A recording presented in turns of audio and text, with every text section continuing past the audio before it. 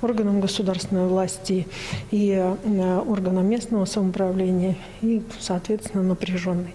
В связи с чем указом главы Республики Саха-Якутия был продлен режим повышенной готовности по 15 января. Необходимо обратить внимание, что по 15 января сохранены следующие ограничения, действующие на территории Республики Саха-Якутия. Режим самоизоляции для лиц пожилого возраста старше 65 лет и лиц, имеющих хронические заболевания. Для всех граждан республики сохраняется масочный режим, режим социального дистанцирования. Для работодателей республики сохраняются следующие правила. Удаленный режим работы не менее 50%. Обязательное отстранение от работы лиц, которые обладают признаками ОРВИ или сообщения о том, что они заболели коронавирусной инфекцией.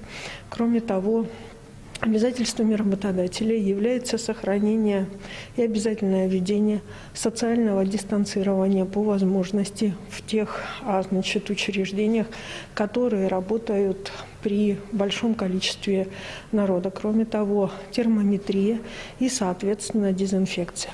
Для учреждений торговли общепита введено новое ограничение, которое устанавливается с 15 непосредственно декабря по 15 января. Оно касается прежде всего учреждений общепита, оказывающих услуги по проведению различного рода, в том числе и групповых мероприятий. Оно связано с тем, что работа ресторанов и услуг общепита, так же, как и по всей Российской Федерации, должна осуществляться не до 0 часов, а до 23:00. Кроме того, главой Республики Саха-Якутия рекомендованы следующие правила для непосредственно предприятий, которые являются предприятиями торговли. Это возможность расширения работы для того, чтобы в предновогодние рождественские праздники не допустить большого скопления народа и самостоятельно регулировать вопросы по концентрации народа и не давать возможности каким-то образом вирусу, соответственно, передаваться. Так будет значительно легче всем соблюдать социальное дистанцирование.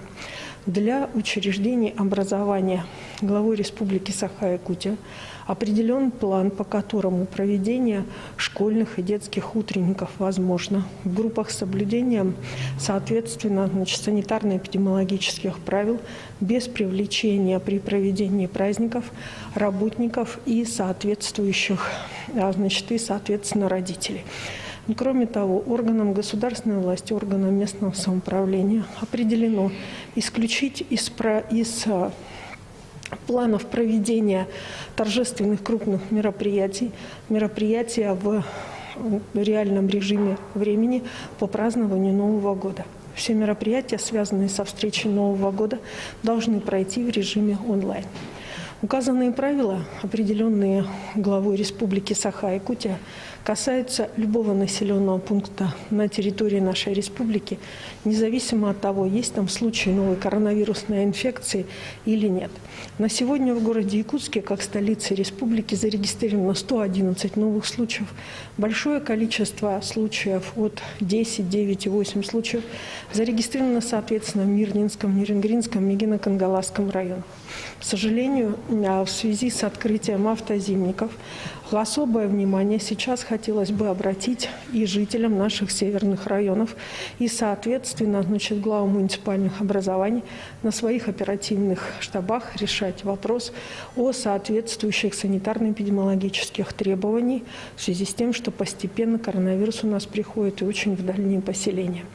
Как мы определялись, сегодня за сутки нашими лабораториями республики стало браться, соответственно, и проводится 2500 тестов на новую коронавирусную инфекцию. Это связано прежде всего с тем, что меньшее количество лиц, и только в основном больные, для подтверждения диагноза это тестирование осуществляется. Это прежде всего связано с исключением по данным Роспотребнадзора и требованиям Роспотребнадзора необходимости проведения тестирования у контактных лиц. Спасибо. Это был брифинг оперативного штаба о текущей эпидобстановке в республике. А мы переходим к другим новостям.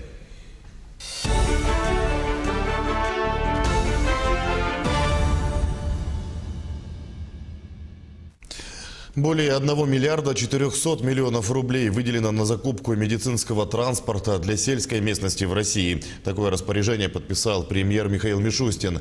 Средства направят на оснащение поликлиник, врачебных амбулаторий, фельдшерско-акушерских пунктов и районных больниц. Изначально деньги планировали